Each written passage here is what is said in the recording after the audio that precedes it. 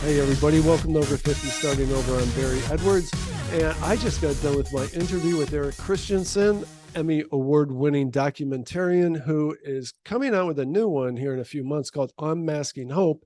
And he has 4 under his belt now, and they all discuss trauma and healing from it.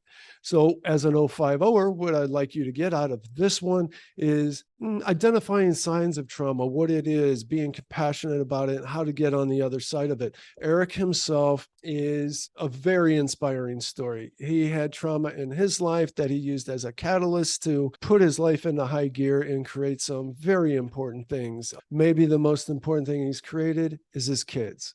We start and end this interview with that. And I hope you enjoyed it as much as I did. And please like and share. If you like my content, it's the only way it's going to keep coming at you. Thank you.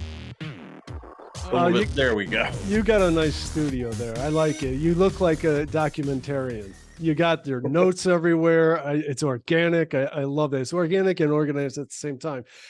Your 2 sons are doing very well too, but you didn't expound on what are your sons doing? It's a proud papa moment. Yeah, it is. Well, cool. I mean, my daughter is 20 years old, and my wife and I, we raised our kids to be independent and also to be passionate, and we supported whatever they wanted to do if they were passionate about it. We didn't throw a lot of things at them. They chose what they wanted, and if they're passionate, we let them follow up. And, both my boys, they ended up being originally passionate about football. Mm-hmm. And that kind of got them into the schools they wanted to go to. Nice. And, my oldest boy is 24 years old, and he's getting married in September. You got a lot going on. Yeah. And he's actually a writer and a coordinator for an agency that manages campaigns for congressmen and senators. Mm-hmm. And then my middle boy played football at Harvard, and he just graduated, and now he is had an internship with JP Morgan, and now he's moving into banking. He just got back from training in New York, and wow, and now he's moving into banking. So very obviously diverse. My wife and I are I say my wife a lot because we are kind of the perfect parenting partners. Yeah. If it was just me, they'd probably be running around a little bit crazy and too free-spirited. They need the balance. Yeah, and if it was just my wife, they would just be this what's that type A, and just be like, oh, yeah, I totally get it.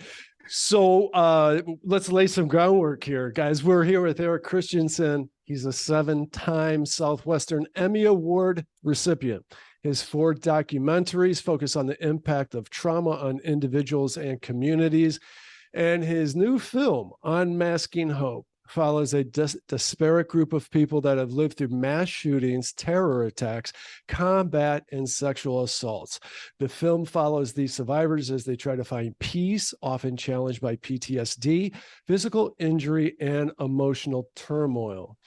So you have three other films under your belt as well. And I want to just talk about for a minute. I think this one speaks a lot to your career. Is Homecoming, Searching for a Home, coming back from war. This one got aired more than 2,300 times nationally on PBS, and it's leveraged as educational tools mm-hmm. by top mental health institutions. Geez, man, you're leaving a mark. And I wanted you to lay the groundwork for how you got into this. You had a big event in your past, and the theme of this show isn't just talking about trauma. And, I did a lot of research on the word trauma. We think we know what it means, but if you want to separate it out from other things, many other things, it's something more acute. But I want you to tell us about what happened to you at 1989-ish. Yeah, exactly. Right. 1990. Barry, I really love the fact that you really looked into the word trauma. I think it's gotten to be such a catchphrase right now that covers way too broad of an area. Mm-hmm. The trauma is an incident.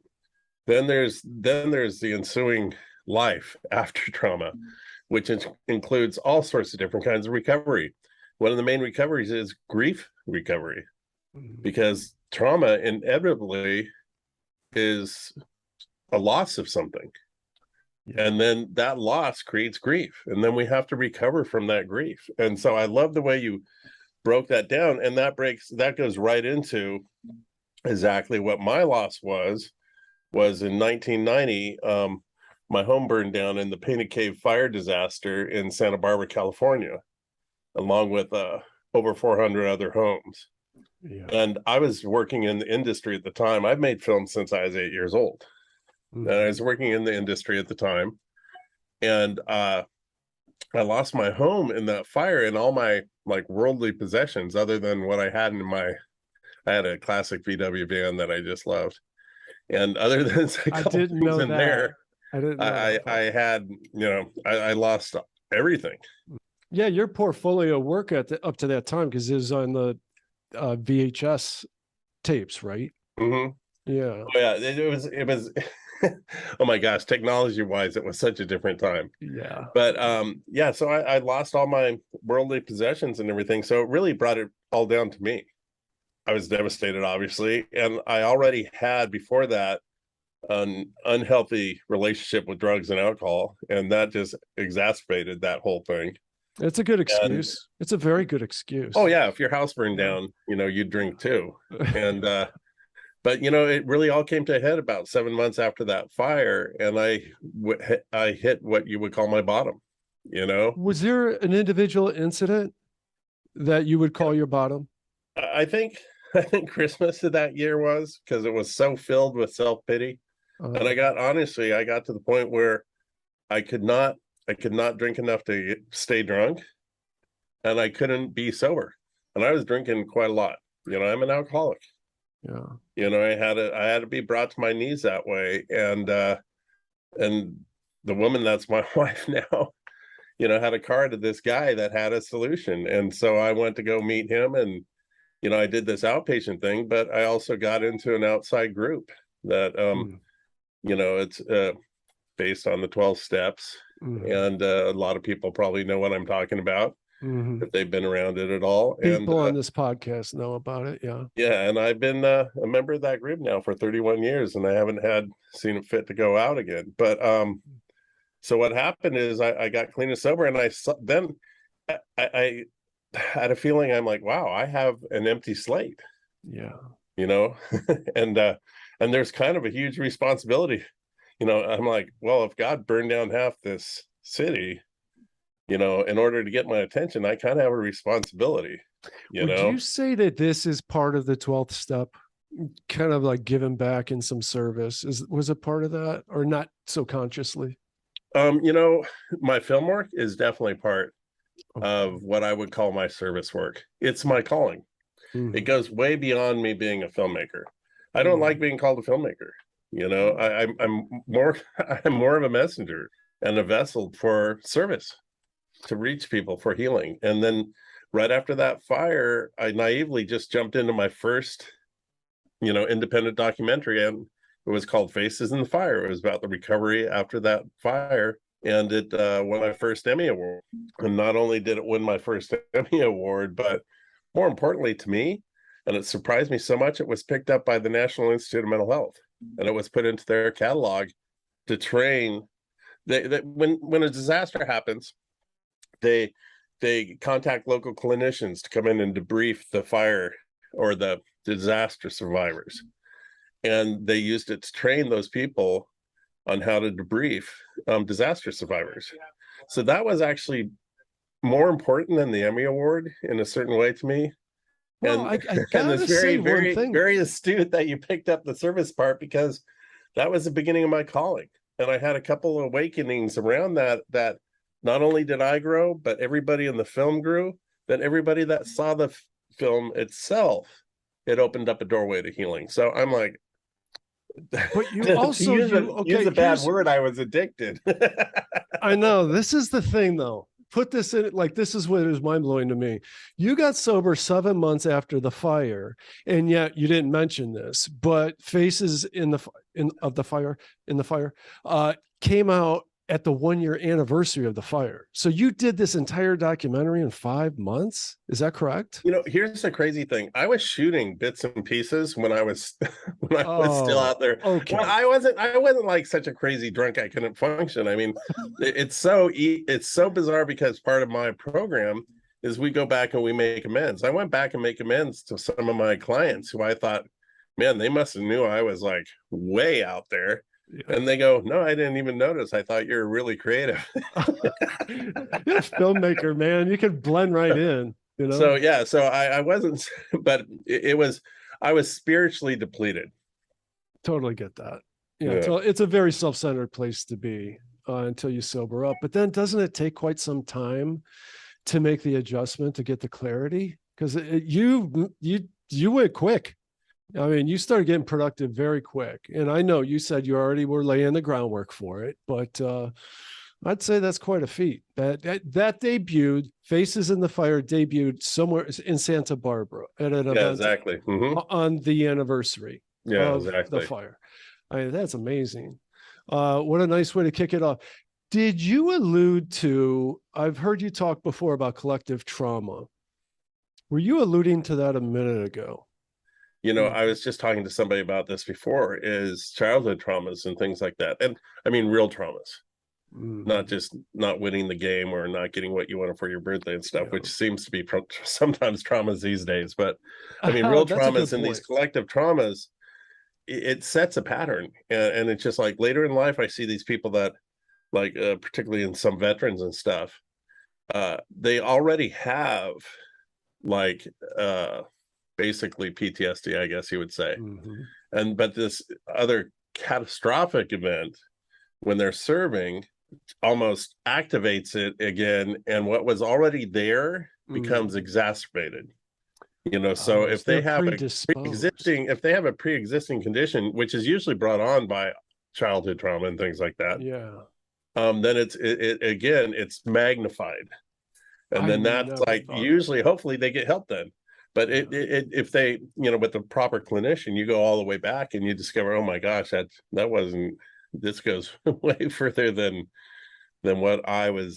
So that's what you mean by collective trauma. I didn't know that. I was thinking, 9/11 survivors, your own event, meaning groups of people. No, you mean an accumulation of trauma throughout your life. And I guess clinically, I don't know what the right phrasing is. I could always go to my clinical supervisor or my clinical consultants and ask them, but that's my personal, that baggage that we're all carrying. Well, you got a lot of experience with that with vets. Somehow you developed a real symbiosis with them. But okay, so you said that, and it would seem to me, based on what you said, that these people that go into the service would also, they would more naturally drift that way because of already pre-existing childhood trauma or problems, where they don't find another way, where they're finding structure throughout maybe armed services and stuff. So I would think that is that correct? You would have. I wouldn't necessarily go that far. I think. Okay. I really think the veterans' heart and the people that are in service, their heart is, they're people that are born to serve. And I'm strictly talking about a past history that makes them a little bit more susceptible to what you would call PTSD, which is a series of symptoms that becomes a disorder. Okay. And I don't want to talk out of step. I'm not a clinician. No, I totally understand what you mean. But, I think I just only have extreme respect. Some of the best people, some of the finest people I've ever met are the veterans, because their heart is to serve. Well, I'll tell you what I've said several times on this show, just to put that in perspective, is I will never have the character that I've seen of people that have gone into the Army or any of the services and have seen the challenges, gone through boot camp, seen the challenges of some sort of war, and have come back. And I mean, ones that have, fortunately have not had to battle PTSD. I've never seen such character. That's why we call the World War II generation the greatest generation ever lived. Just the character, the things that they had to overcome, that today we just don't have those kinds of challenges. Now, what I wonder about, Eric, is where is the tipping point between surviving a big challenge and coming back with PTSD? Now, of course, we can say, well, your friend got his head blown off next to you, that, things like that. But I do wonder, there are lines that get crossed there. But I will agree with you that veterans are amongst the highest character people that I've met. That whole question is where that tipping point is I think one of the main focuses of one of my clinical consultants, Dr. Amit Etkin out of Stanford University. Now he's working at Alto Neurosciences. He's one of the top researchers into PTSD, but PTSD also goes into depression, anxiety, and things like that. He does these huge studies using MRIs and actually therapy and all sorts of other things to find markers of people that will be more susceptible to PTSD. And following even further and finer, looking at a finer microscope, is finding markers of those people that then have the PTSD, what kind of therapies will work best for them. So being able to find that before and finding these markers that indicate, well, number one, are you susceptible to PTSD? Yeah. Number two, finding these markers, what kind of therapy is going to work for you when you do have the PTSD. Man, that makes sense in the world. There's not an easy formula for that. Nobody really knows. It's that classic kind of conundrum that veterans talk about all the time. How am I going to do under fire? Right. Yeah. Nobody. I mean, we all talk about a lot of bravado, and they're like, "Oh, I'll pick up the guy's rifle and run in there and da-da." You don't know what you're going to do until it happens. No, you're not diving on that. You're diving on that grenade in your daydreams, but there's no way of knowing until. And there's no way of knowing if you're going to walk out with PTSD. No, that's for sure. One thing I want to concentrate on, I always try to concentrate on in this podcast, it's about information and inspiration to give us folks over 50 a little some tips on getting just a little bit better in our days, professionally and personally. So what I want to get back to is inspirational stories. And you're an inspirational story in and of yourself. Okay, you go through the Santa Barbara Penny Cave fire disaster, you come out on the other side of that, you get sober, using it as a catalyst, and then you get extremely successful as a documentarian, helping people all on the way. That's a dream life in many regards, I think most of us would say. In your film, Unmasking Hope, can you tell us a bit about that? I find it interesting because it's a disparate group of people. They live through mass shootings, terror attacks, combat, sexual assaults, so many different things, but I'm sure you're finding the commonalities. And are they finding their unmasking hope? Tell me about that part of it. That's interesting because they're very, we go back and forth. Some people don't use that word disparate. People don't really know what it means. It's diverse. It's a bigger word for diverse, but if you look at it's actually more meaningful because they're from all walks of life. Diverse is, but anyways, we won't get into the semantics. Yes. But the thing is, going all the way back to my film Faces in the Fire, and I didn't find this out yet, but what I'm talking about is my thesis ended up being, once I got done with Faces in the Fire, I interviewed people all different ages, all different. Well, in Santa Barbara we didn't get too ethnically diverse, but it was just, there was a pretty broad cross section of economic strata and age and stuff, and I found out, I'm like, wow, everybody's kind of healing the same here. It's a different modalities, but everybody's kind of healing the same. And then almost 10 years later, I do Homecoming of Vietnam Vets Journey, and these veterans, all different very different, Army, Navy, whatever, they're having the same experience after there. And I'm like, wow, this is and interesting. So I started pick up what I would say is my thesis, that we all kind of heal the same, no matter what our background is, That's or cool. where we're coming from. And it's just, and I believe, and I'm a very spiritual man, I believe that God has a plan for us with our healing. Just like if we were to like scratch ourselves or scrape ourselves, the scab comes and it goes away, and that whole thing. I think there's something built into us of how we heal from trauma and how we heal from grief if we let the process go, if we let it work. So I come to searching for home, coming back from war, and I'm like, I want veterans of all different wars, all different generations, because I would hear like older veterans say, well, these guys coming home now don't understand, or the guys coming home now are like, oh, these old guys don't understand. So I'm like, I'm going to put them all together in one film. So I have World War II tail gunner, Benny Jeffries, who's passed away, but what an honor to meet one of the greatest generations. And those guys were, I mean, agreed. The guy was in a B-52. I'm sorry, B-17 Flying Fortress. I'm sorry, a B-17. And they're flying way, I can't remember what height. And they're plugged in all their boots and stuff to keep them warm and everything, and their vest. His boot came unplugged and he got frostbite, and his foot was like, but he didn't want to turn back he didn't say anything. He didn't want to, and he flew like, how many missions? I think the average amount of missions was 13 missions. He flew over 20 missions. Wow. And so he flew way past what a normal, anyways, amazing people. So going back to this, I have the World War II vet, the Korean vet, I have the Vietnam vets, and I have the guys coming home now. And then I throw in a female. I throw in Sandra Lee, who went to Iraq. And wow, what a mix. And they're all telling the same basic, let's just say arc, and they're hitting the same spots, that same journey, and it's all different, but it's all the same. And so when it comes to Unmasking Hope, I'm like, let's just, let's throw it all in. Sure. let's do, and somebody's like, you should do 9/11. And I'm like, well, 9/11's a big issue. I don't know if I want to do that. And he's like, dude, you did Vietnam and you didn't politicize it. And I'm like, yeah, oh, okay, then I'm gonna do 9/11. I'm gonna do, and all these things just start showing up.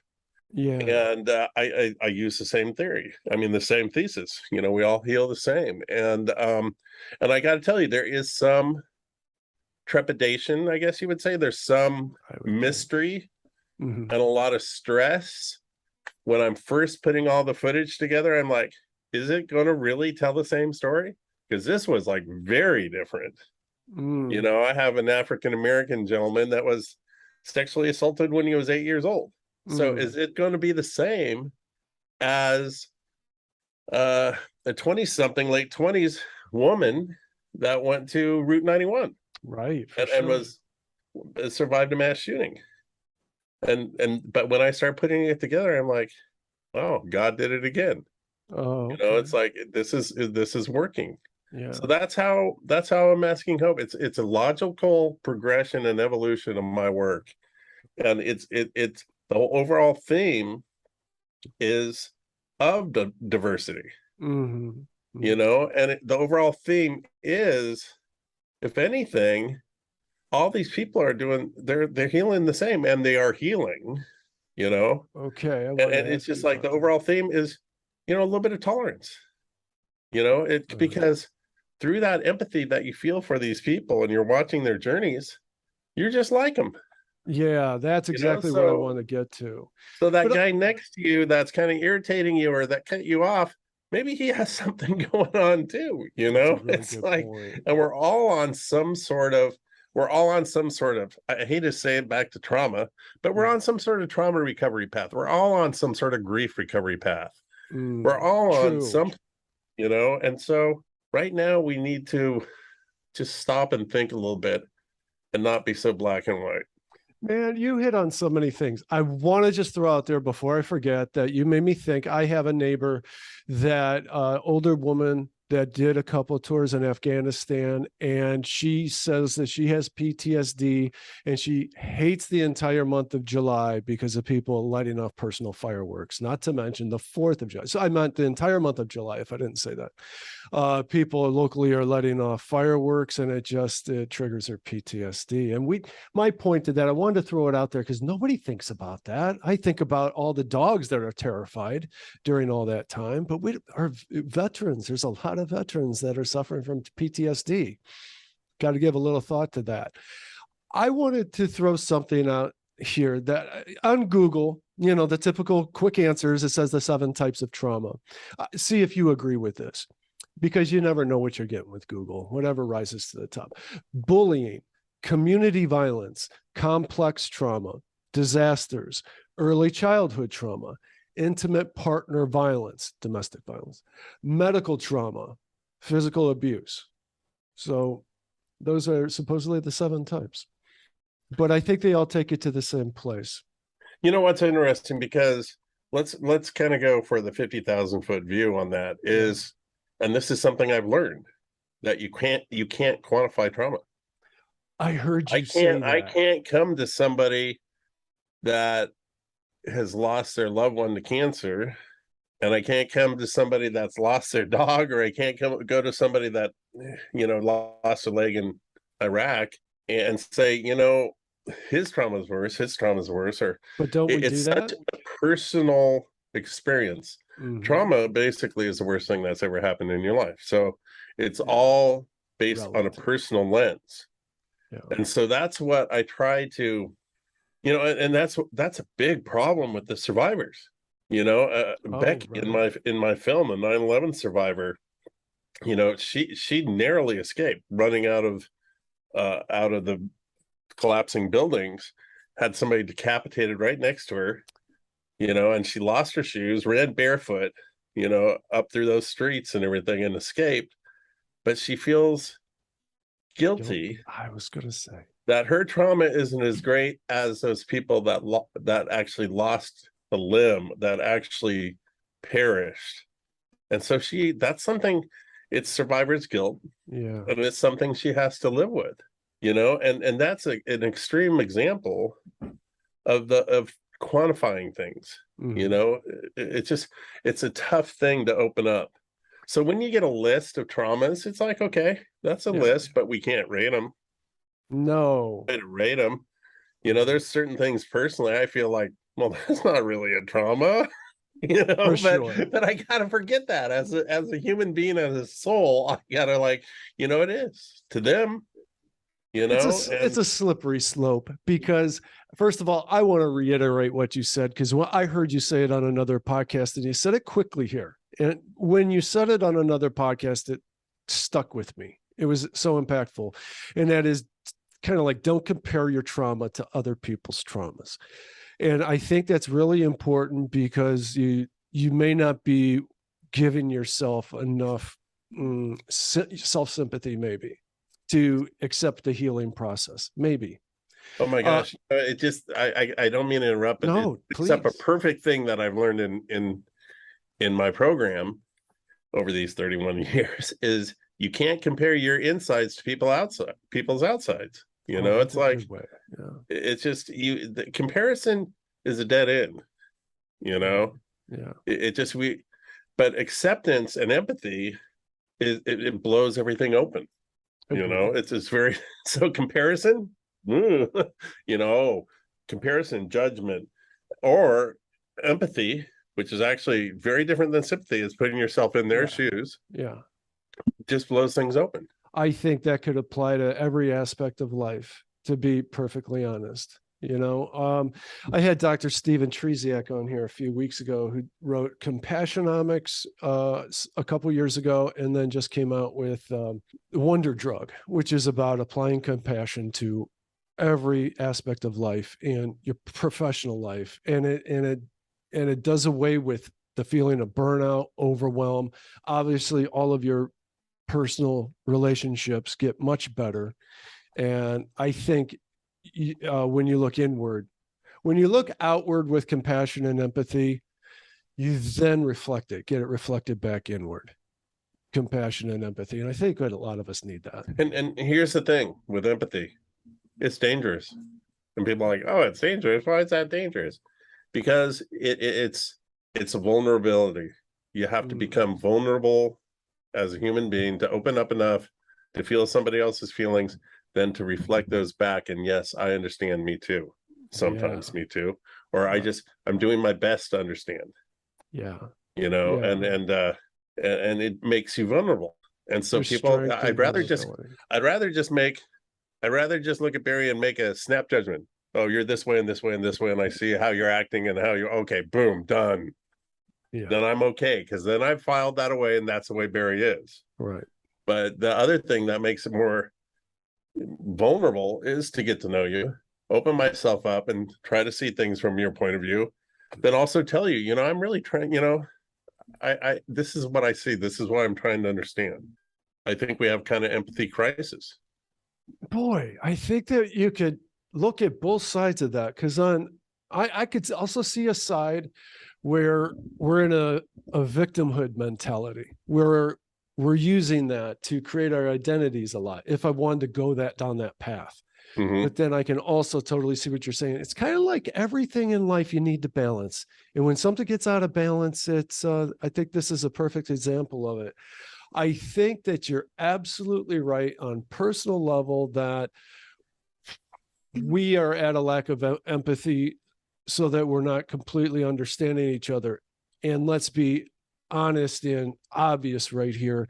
The Great Divide in America is the biggest symptom that we can show right there. And I think that the divide in America, it's been such a theme on this show for the last couple of years that that could lead to the end of America for sure. It's a divide and conquer kind of thing. Empathy would definitely get us on the other side of that.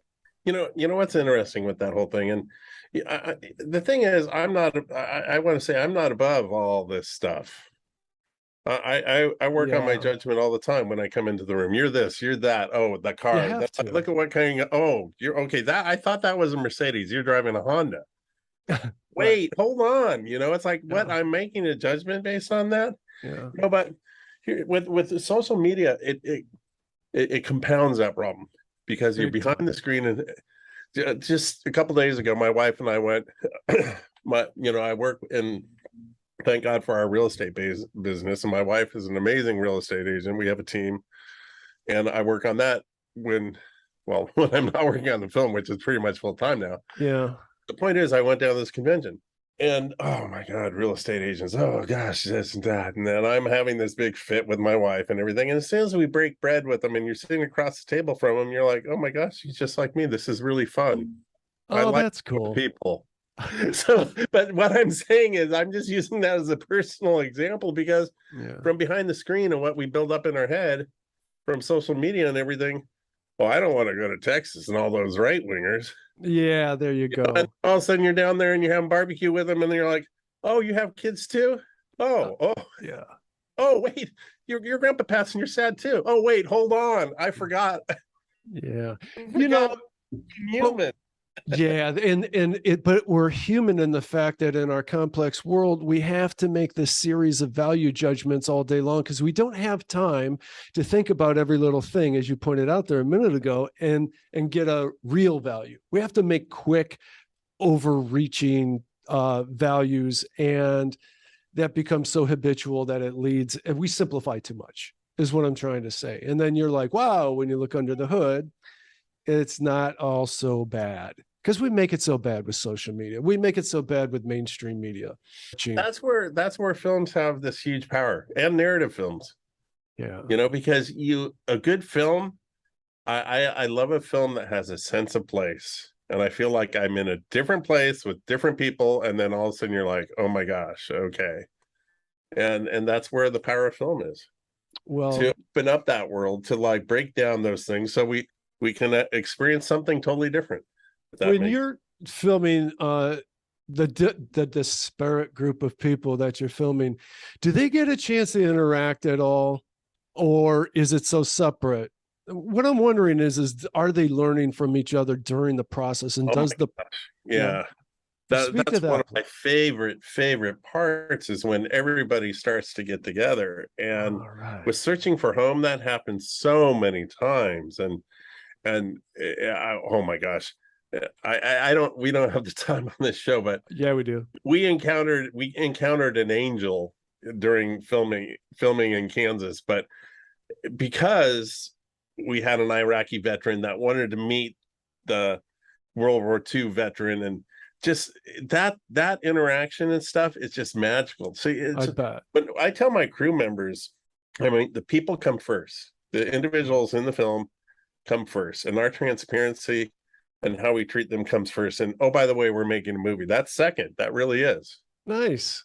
And so, these experiences of everybody cross-pollinating, I Yeah. guess, and meeting is absolutely amazing. And yes, they do.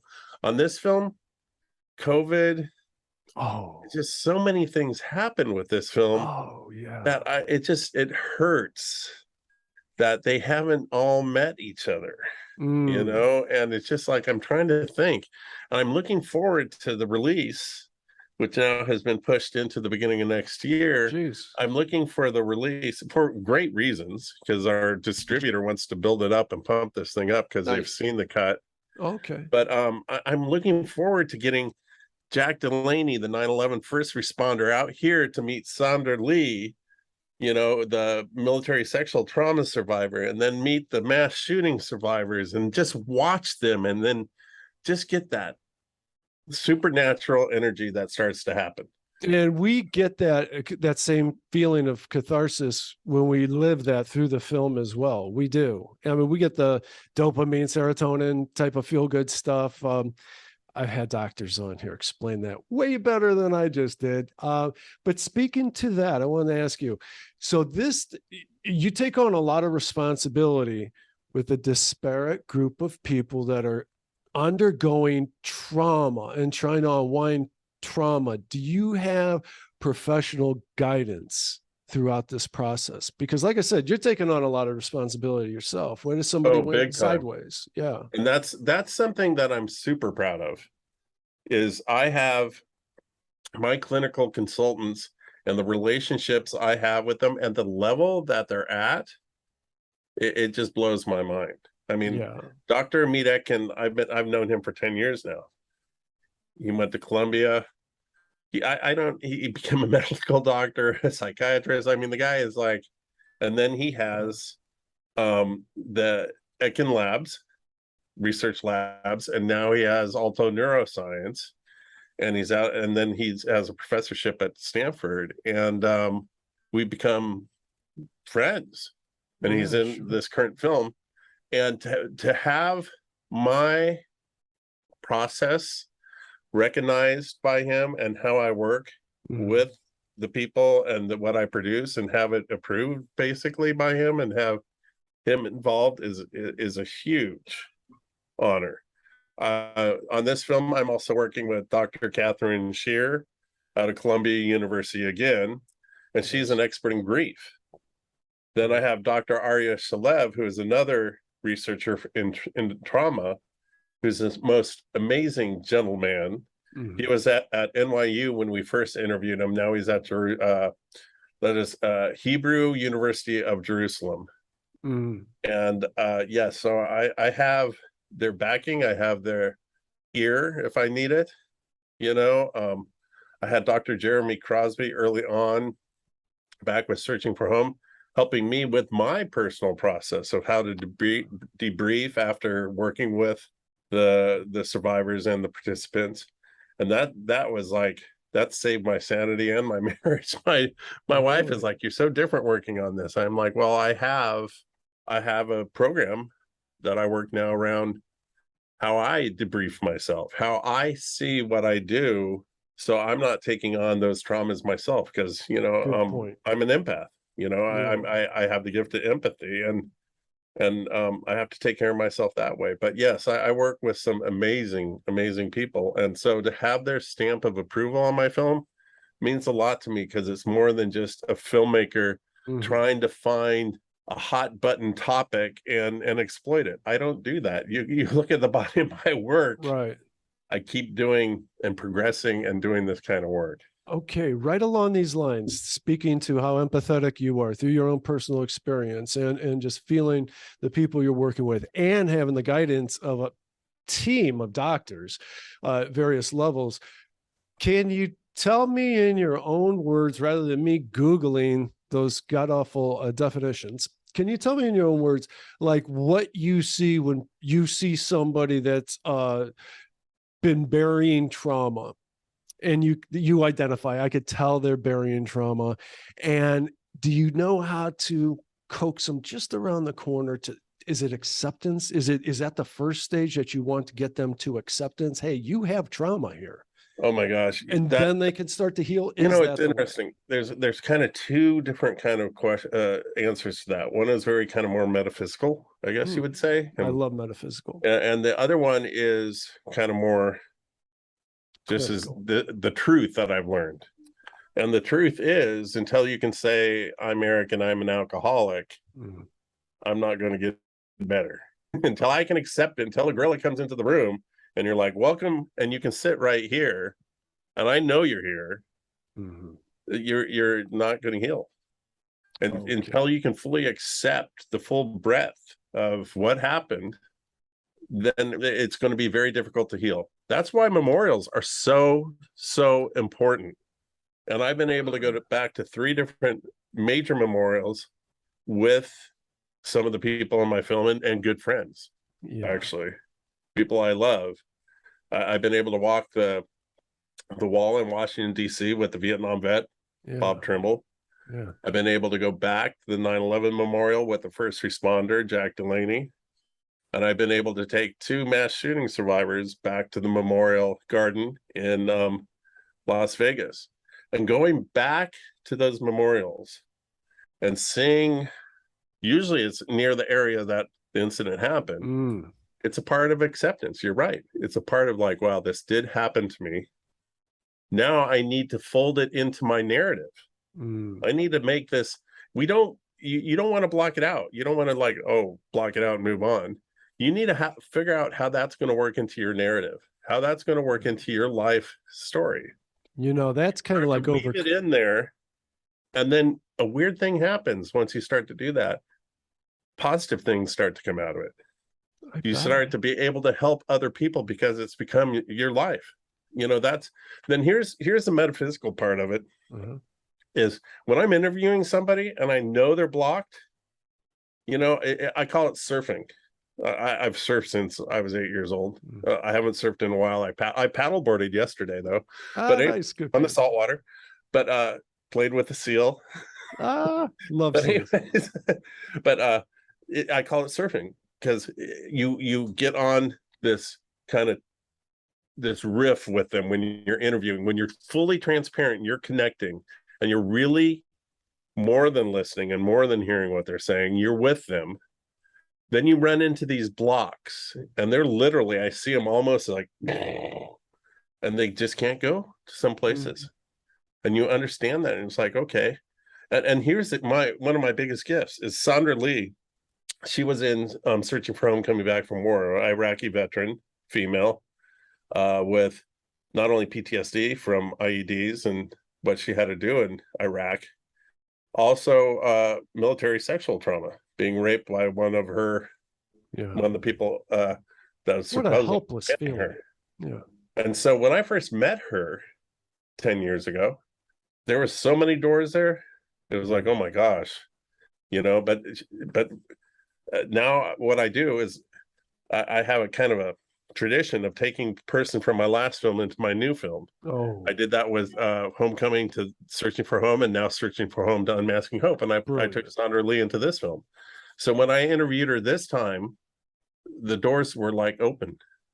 Oh, she's got someone safe to guide her. And it's the familiarity. It's the work she's done. She's done a lot of work through her. One of her modalities of healing is theater. She puts on a mask and she can be somebody else, but that somebody else is usually connected to her traumas, and she's able to like work through it that way. Right. But anyways, that's kind of the metaphysical side. So the 2 different sides, you know, it's accepting the truth. Letting the gorilla into the room starts to heal. And as I say, but I see blocks when I interview, and it's just That's interesting. yeah. See, I know facing phobias, and I don't want to pretend to be a psychologist. I just find it very interesting. Facing a phobia, the only way to get on the other side of it is to truly face it. And you want to do it a slow drip of it when possible. And until what you do is you then build up a self-confidence that, oh, I can start to face this, and you do it in further and further increments. And that's what you say about the memorial. That's exactly what I see right there. Instead of that dream, that nightmare that overtakes them and need to shut it back off and put it back away, something like a memorial, I think, can be a slower drip of the same thing without the actual trauma to it. It's interesting just to go to a place like the Vietnam Veterans Memorial Wall, and unfortunately, all these fine men are getting older and older, but Yeah. it's fascinating to watch them walk down into that memorial, usually with another veteran or their family. Oh, it's And it's so confronting emotional. something. It's not like, boy, I really want to go back. I really want to go there. But in my film Homecoming: Vietnam Vet's Journey, they had road names. Jungle Jim, a Vietnam veteran. I mean, Yeah. when he said he walked down there, he just knew. He looked up at the wall and he knew they were all okay. Oh, And what a great positive thing to say. and he just, people have these huge epiphanies, but it just, but you approach it, it's not easy. It's not easy for these people to go to these memorials, but that's the beauty of the memorial. You push through that, and then it becomes a little bit easier because you're accepting something. Yeah. And I got to hand it to you to be able to put documentaries together like this. That's another initial entry point to a lot of people's healing, where it's further enough away, they're not in the middle of it, but they can watch it and feel a catharsis with people they can actually relate to. That's powerful. Oh, I got the greatest story from one Nice. of the people in Searching for Home, and she's been part of the Run for the Wall, which is also in my film Homecoming: A Vietnam Vet's Journey. But in Homecoming, in Searching for Home, there's a small part of the Run for the Wall, which goes from Los Angeles to Wall in Washington, D.C. And so she goes on it every year, and she's in the film talking about it. She said this year, and the film came out almost 7 years ago. And she said this year she was on the run, and so they recognized her from the movie and said, "This is the reason I'm on this run. Thank you for doing that movie." Oh my God. Oh my God. That's That's just 7 years great. later, So I'm Yeah. like, okay, that's pretty cool. Hey, let me ask you just a couple of questions I have for myself here. When it comes to the documentary, that what you've been doing, you're four films under your belt now. What comes first, the idea, or it's kind of like doing a book deal, or is it like doing a book deal? Do you get a contract first? How does it come together? You got to put together a film crew and stuff, a team. I don't, that's such a funny question because, my wife and I were talking about this. What's my next film and Yeah. everything, and it just, there's no set way it comes together. God just kind of puts these things together, and the one commonality is my drive to continue to express, and continue working in this, I guess, art form, but it's also more than an art form, my calling. Each film, like Unmasking Hope, I'm like, okay, let's put this together. The idea was we're gonna put together a little 1 hour ditty, and it'll be like this and this and this and this. And it's 4 years later, and it wasn't anything like that. And now it's another feature length film, and so there's no set kind of thing. Did I'm Go sorry. ahead. Did I hear you say that in a different podcast that you've been approached about unmask? Oh, geez, I forgot. Unmasking Hope. You were approached about making a series from that. Did I hear that right? That's one thing that we did try to pitch a series based on Unmasking Hope. I could totally see that. And then everybody loves the idea at the beginning, and then you get into these rooms with the people at like TLC and all that stuff, and then it's like, well, what's a hook? Mm, Kids, these people have went through severe trauma and they're healing. That it mhm. doesn't seem they don't get that as a big hook, you know. Then the other thing, going back to Searching for a Home, Coming Back for More, I was approached by a showrunner that had done a lot of reality TV, Mm. and they wanted to turn it into a reality show. Oh, that would be awful. And I said, just there's no way, because what they'll turn it into a circus, you know, and it'll be detrimental to the people in the film, detrimental to the image of the Sure. veterans, you know. Yes. And it's funny because in LA, most people will like let them chop their right hand off to get a Mm, deal. mhm. And this kind of shocked her because I said, there's just no way. It's not worth it, you know. No, no. And So, to that point, I bet you agree with this in a second, is today, if you're surfing through Netflix, HBO Max, Amazon Prime, and Disney, it's including Disney, it's hard to find some feel good stuff today. It truly is. Everything's so dark, everything. And so to see something like this is really like, whew, let's have a breather here and get our heads back together. For them to want to make this a reality TV series out of this, oh, I could see them screwing people up for the darkness, oh yeah, the oh dark factor. definitely. And you know, it just, I guess it reminds me of when I cut a show called The Man Who Would Be King, and it was about Elvis impersonators. Oh, And I cut this like beautiful piece about why each guy does it, and it was like you could cry at it, you know. It's yeah. like, wow, these guys are kind of cool that they just are so moved, and this is the reason. I was the editor on this. I didn't shoot it, and then I submitted it to the director. He submits it to Discovery. I said Discovery. And they come back with their notes. It ended up being a circus.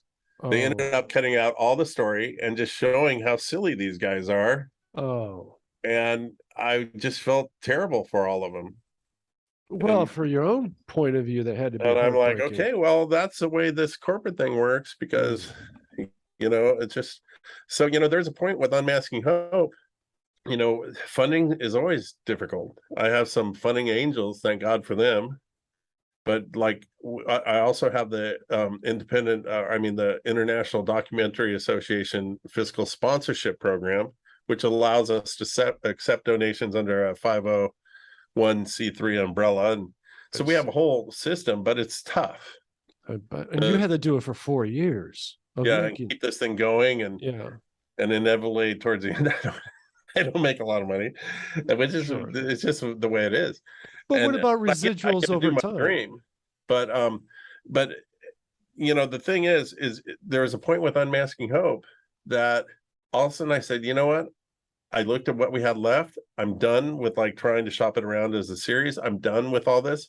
I'm gonna take this and make my own movie, Mm, you know. And I was and I did. I went back to my days at Cal Arts, and I'm like, you know what? I want a dancer. I want to work with a dancer, a really good dancer. And my associate producer got a classically trained dancer that we worked with and did some expressive work with masks and things. mm. I wanted to work with animators. I went back to my good friend Ed Bell, that graduated 2 years after me at Cal Arts, and now he works at Pixar.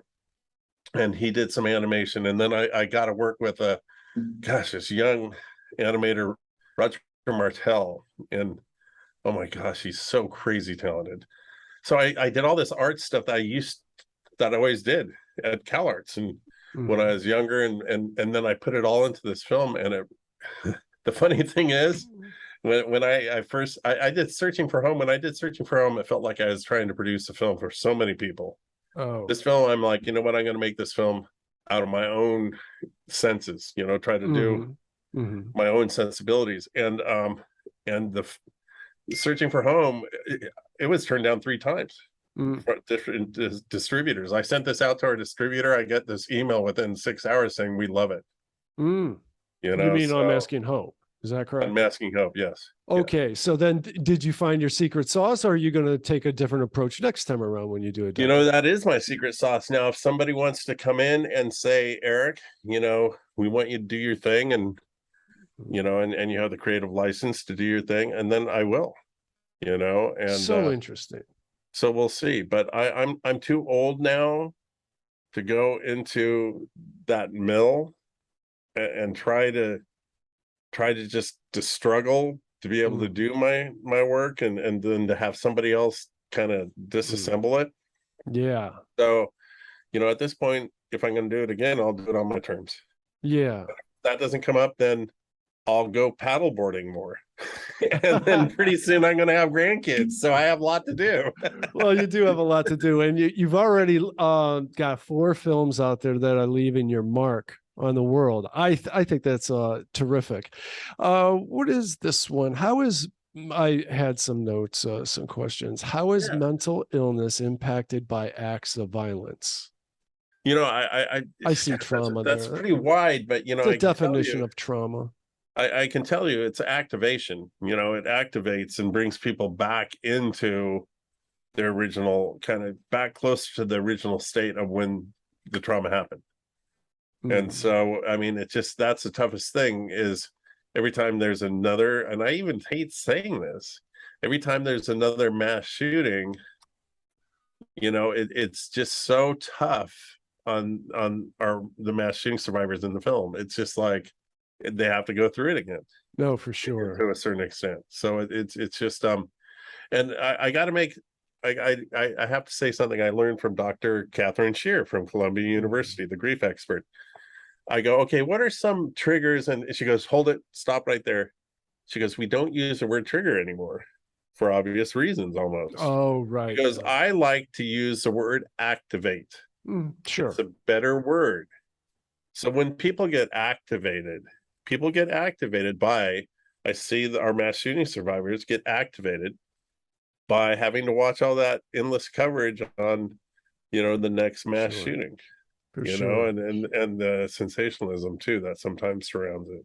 Maybe we're going a little off topic, but I just want to get your opinion on this. What do you think why is there this proliferation all of a sudden of these mass shooters? Do you think it's copycat stuff where they're actually looking for some kind of infamy, in your opinion?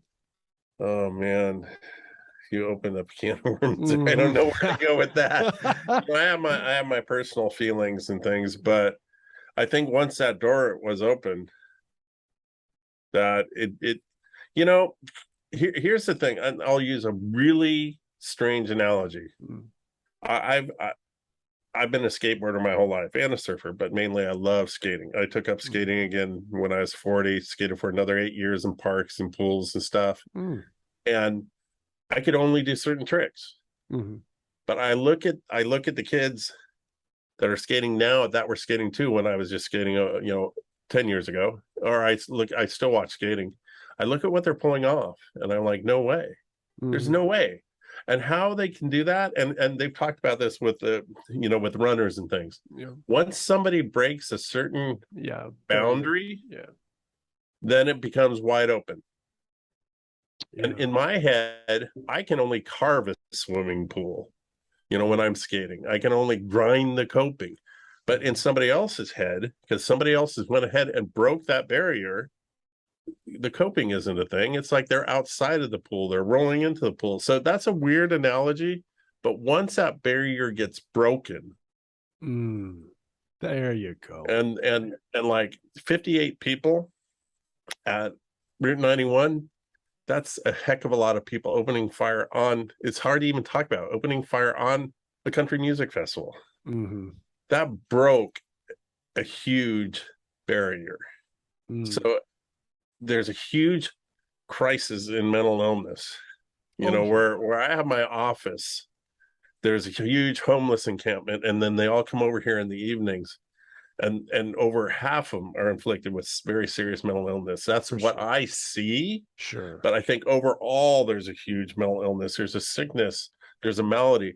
I believe it's all spiritually. I think there's a spiritual solution to it, but that's opening up a whole another can of worms. I think there's a spiritual emptiness that we're in this society today, but and it gets filled. It'll get filled by something. Solution also affects government and how we start to think about things, how we take care of things. But anyways, I don't even want to open up that can of worms. I hear you. We have a very serious mental illness problem, and again, it's not a black and white thing. We don't even know how to talk about it, let alone what to do about it. I mean, as far as we're concerned right now, just see if things get so bad that they get thrown in prison. That's kind of our solution at this point. We just don't even talk about it. We don't have an intermediate step that's worth a damn. So, So, it's like gun control, all that stuff. Yeah, it all. Who knows if it'll be helpful or not? But there is a core problem that's causing all this, and and what that actually is very difficult to define. it is, but we know this from scientific studies, is that depression, suicide rates, and things like that are on the rise, younger and younger and younger people. I see it in my daughter. My daughter yeah. struggles with anxiety and depression, even though How do you? she's at the prime of her life. So, well, COVID had to play a role in that, at her young age. If you're 17, 18, 19, around in the COVID years, those are critical years. And COVID just shuts you down, for a large part, and puts you online. it's so disappointing. She finally makes it into, not finally, I mean, she gets into college, and she's there for 2 months, and then COVID shut down her whole college experience, That's awful. It's just, but she's very resilient, and she's seen her dad go to meetings almost once a week. I mean, not once a week, almost once a day. I mean, multiple times a week. And she sees her dad, taking care of something and looking at it from a lifetime perspective. And I think that's really helped her. Well, solid parenting. And that's another thing. We're talking about mental illness and problems and depression and all of that. Parenting is the number one most important thing any of us can do, and we're not taught how to do it. And I know as soon as I say that, I think people go, well, there's religious implications there.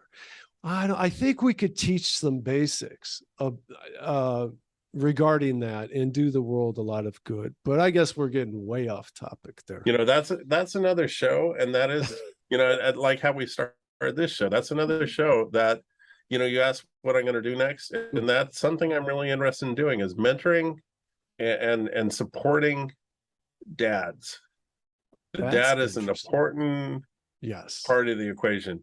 I'm really good. Well, I'm both ways. I'm really good at working with young men, and I'm really good at working with young girls. I have a very much a focus on my 2 young men that I raised, and then being a good dad for my daughter. It means it's not just being a good dad. It's just there's too much friendship and parenting right now, but I don't even want to go there. No, you're right, though. It's funny. This podcast had come full circle. We started talking about your kids and started. Anyway, I would love for you to do that documentary on that. I just want to throw out there, if it feeds anything there. I've said for decades that I think that I'm not the only one. I'm not going to take credit like I'm some great philosopher here, but I always thought we should have personal development classes in like elementary school, junior high, and high school that just teach you how to be a person, just basics of being a person. You hurt other people, you're going to hurt yourself.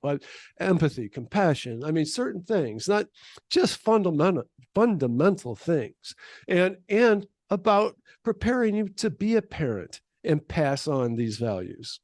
And that we're a cooperative, we're like a beehive or an ant farm. We're a social species that are interdependent, unless you're the Unabomber, but you see where that gets you. So we need to cooperate with each other. We need to understand that. I think those basics are a little bit lost when we're envying sports figures that are less than enviable, that it's more of self-centeredness. We're in a narcissistic society online and all of that. And I think that if we could just lay some foundation at a young age to beware of those things, we'd be a lot better off. Well, it comes back to parenting, and gosh, I'm so reluctant to open up any doors here, because then it becomes a whole nother conversation. And I'd love to come back and talk about parenting, because I feel that my wife and I, not just me, have been fairly successful on the parenting front, Definitely. and it's just funny. I got to just say this. It's just parents and stuff. They have their 7-year-old, and they're like getting all these awards and stuff. Well, we've been really successful, but hold on, wait. there is a lot more to go through. Oh yeah. See, like, and it's okay, like my oldest is 24, my middle 22, and then my daughter, it never stops. If you choose for it to never stop. Very true. And my wife and I have chosen, we don't want it to stop. And it won't. All things, everything remains blessed. You'll see it through a grandparent's eyes, and that would be beautiful. I would love to talk to you more about that, because my partner Lisa and I, we're both 56, never been married, never had kids, and I've been together 13 years. I have a total outsider's perspective. There's validity to that, to see it at this high level of a view. And it'd be great to talk to you and ask you about some of the most traumatic times. You've had them. You've had some bad times as a parent, I'm sure you have. And every parent has, and scary times. And I hope that you do embark on a documentary along these lines. Well, I would love to come back and talk about parenting, because it might be the thing that pushes me over the edge towards doing. Nice. I've already outlined a whole book and everything, just basically on parenting and things like that. So. Well, another area where it gets interesting is spiritually. I hate to sound cliche. I'm very spiritual. I'm not religious. That sounds like such a cliche, but I know I believe in a higher power for sure. I think that we get lost and turned off by the dogma, and then people run with that a little too far and say, get turned off by religion. Then they have that gap in their lives that gets filled by something, and sometimes they don't see it happening. Here we go again. We're going. We should just wind up and save the rest of that for another podcast. Okay, I would love that. All right. Oh, and I have all of your links that I will share in the show notes. But for people that are just listening, do you want to say where you can be found? Oh, definitely. If you want to find out more about me, then to ecproductions.com. Nice, EC Productions. That's like everything, but particularly about Unmasking Hope, you can go to unmaskinghopethemovie.com and Unmasking Hope on Instagram and Facebook, and just kind of keep up with us. And as I said, we're going to be releasing on public television the beginning of next year. So be looking for that. And, if you do watch public television or interact with your public television, tell them that Unmasking Hope's coming out, the same guy that did Searching for Home Coming Back from War, and to have it on their local station. Nice. And that guy would be Eric Christiansen. And I thoroughly enjoyed this conversation. I really appreciate it. Thank you, Barry. It's been a lot of fun. I love it because I love the mental gymnastics too. It gets me. We got a lot more. We got a lot more we could talk about. Guys, go to over50startingover.com to sign up. You'll get all this into your email box as it happens. All right. Have a great week. Thanks again. Thanks, Barry.